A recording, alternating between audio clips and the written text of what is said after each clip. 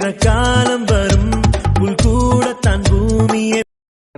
நம்ம இன்னைக்கு என்ன பார்க்க போறோம்னா பெர்சன்டேஜில் வந்துட்டு ஒரு சம்மு தான். ரஞ்சித்தின் மாத வருமானம் அப்படிங்கிறது ரூபாய் 7500. அதில் வந்துட்டு அவர் 25% வந்து சேமித்தார் எனில் அவர் வந்துட்டு எவ்வளவு தொகையை சேமித்தார் அப்படிங்கிறத கேட்டிருக்காங்க. ஓகேவா? அப்போது இதில் வந்து 100% ஃபஸ்ட்டு எதுன்னு பார்ப்போமா? அப்போ அவங்க என்னது மொத்தமாக கொடுத்துருக்காங்க? ரூபாய் 7500. அப்போ இதுதான் வந்து என்னது அவரோட 100% இருக்கா? அப்போ எப்படி எழுதலாம்? 7500 அப்படிங்கிறது தான் 100% இருக்குது. ஸோ இதில் எனக்கு 25% என்ன அப்படின்னு தான் கேட்டிருக்காங்க. ஸோ அப்போ இதில் 25% என்ன? இதுதான் வந்துட்டு கொஸ்டினாக இருக்குது. அப்போனா 100க்கு 7500 அப்படின்னு இருந்துச்சுன்னா எனக்கு 25க்கு எவ்வளோ அமௌண்ட்டாக வரும்? அதான் வந்து கொஸ்டின் சிம்பிளாக கேட்டிருக்காங்க. ஸோ அப்போ இதுக்கு 2 0வும் கேன்சல் ஆயிரும். அப்போ மிச்சம் என்ன இருக்கும்? 75 × 25 இருக்குமா? ஸோ இது எதையும் நம்ம பெருக்குவோமா? ஸோ அப்போ 75 இங்கே ஒரு 25 5 என்ன வரும்? 25க்கு 5 மிச்சம் 2 ஐயெல்லாம் 35 35 2 37. அதுக்கடுத்து இதை பார்க்கும்போது 2 5 10 10க்கு 0 மிச்சம் 1. அதுக்கடுத்து 2 7 14 14 1 15. அப்போ எல்லாத்தையும் ஆட் பண்ணும்போது 5 7 8 1. அப்போ அவர் எவ்வளோ சேமிப்பார் அப்படின்னா 1875 தான் சேமிப்பு. அப்போ ரஞ்சித்தின் சேமிப்பு தொகை எவ்வளோ? 1875. நெக்ஸ்ட் என்ன சம் பார்க்க போகிறோம் அப்படின்னா 0.07% என்பதை கீழ்கண்டத்தில் எவ்வாறு நம்ம எழுதலாம் அப்படின்னு கேட்டிருக்காங்க. ஓகே, நம்ம இப்படி இருந்தாலும் நம்ம என்ன எழுதுவோம்? சதவிகிதம் அப்படின்னா கீழே வந்துடும். அப்போ 0.07/100 எழுதுவோமா? இந்த 0.07 அப்படிங்கிறது எப்படி எழுதலாம்? திருப்பி 7 × கீழே ஒரு 100 போடலாமா? 100. அப்போ இது ஒரு 100 வருமா? அப்போ ஆன்சர் என்ன வரும்?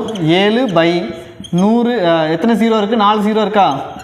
அப்போனா 10000 அப்படின்ட்டு வரும். ஓகேவா? அப்போ 0.07% என்பதை எப்படி எழுதிக்கலாம் அப்படின்னா 7/10000 அப்படிங்கிறத நம்ம எழுதிக்கலாம். ஸோ நெக்ஸ்ட் சம் என்ன பார்க்க போகிறோம் அப்படின்னா ஒரு நகரத்தின் மக்கள் தொகை ஆண்டுதோறும் வந்து என்னது 10% வந்து அதிகரிக்கிறது.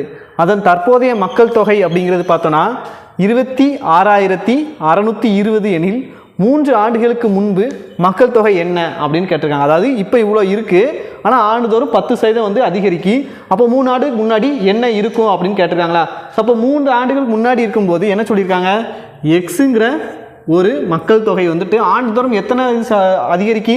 10% அதிகரிக்க. அப்போது 100லேருந்து 110 மாதிரி மாறுதா? ஸோ அப்போ எத்தனை ஆண்டு வரைக்கும் போயிட்டு இருக்கு? இதே மாதிரி 3 ஆண்டு வரை போய்கிட்டு இருக்கு. அப்போ 110% அப்படின்னு சொல்லிட்டு 3 ஆண்டுக்கு அப்படிங்கும்போது 3 தடவை இதை எழுதுவோமா? ஏன்னா இது முதல் ஆண்டு, இது 2ஆம் ஆண்டு, அதுக்கடுத்து இது 3ஆம் ஆண்டுன்னு எழுதுவோமா? ஸோ இப்படி போனது தான் 3 இடம் கழிச்சு இப்போ எவ்வளோ இருக்குது? 26,620 இருக்கா? ஸோ அப்படின்னு பார்க்கும்போது இங்கே ஒரு 0க்கு இங்கே ஒரு 0 கேன்சல் ஆயிரும். அதே மாதிரி இங்கே ஒரு 0 இங்கே ஒரு 0 இங்கே ஒரு 0 இங்கே இப்போ ரிமைனிங் என்ன இருக்கும்? x × 11 × 11 × 11 டிவைடட் பை இங்கே ஒரு 10 இருக்கும், இங்கே ஒரு 100 இருக்கும். இஸ் ஈக்குவல் டு 2620 இருக்குமா? ஸோ அப்போ கேன்சல் பண்ண முடியுமான்னு பார்ப்போமா? அப்போது எக்ஸை இங்கே வச்சுட்டா மிச்சம் எல்லாமே அந்த சைடு போகும்போது எப்படி போகும்? 2620 × 10 × 10 100 டிவைடட் பை 11 × 11 × 11 வருமா? ஸோ 11 கேன்சல் பண்ணுமா? ஓர் 11 11. அப்போ இங்கே வரும்போது 2 11 22 மிச்சம் 4. மிச்சம் 4னா அப்போ எவ்வளோ வரும்? 4 11 44 மிச்சம் 2. அப்போ 22 வரும். ஸோ 2 11 22 வரும். திருப்பி இதை 11 கேன்சல் பண்ணால் என்ன வரும்? இங்கே ஒரு 0 இருக்குது. ஸோ 2ஆவது இருக்கும்போது 2 11 22 மிச்சம் 2 வரும். ஸோ 2 11 22 அவசியம் 0 இருக்கலாம், 0 சேர்ந்தாச்சு. அப்போ இங்கே ஒரு 11 இருக்குது. இதோட கேன்சல் பண்ணால் என்ன வரும்? 20 அப்படின்னு வருமா? ஸோ இது எல்லாத்தையும் மல்டிபிள் பண்ணால் எக்ஸோட வேல்யூ என்ன வரும் அப்படின்னு பார்த்தோம்னா இங்கே எத்தனை 20 ஏற்கனவே இருக்குது. ஸோ எத்தனை 0 இருக்குது? 3 0 சேர்த்து இது பண்ணணுமா? ஸோ 20,000 தான் என்னது 3 வருஷத்துக்கு முன்னாடியான மக்கள் தொகையாக இருந்திருக்கும் அப்படிங்கிறதா நம்மளுக்கான ஆன்சராக இருக்கும். தேங்க்யூ.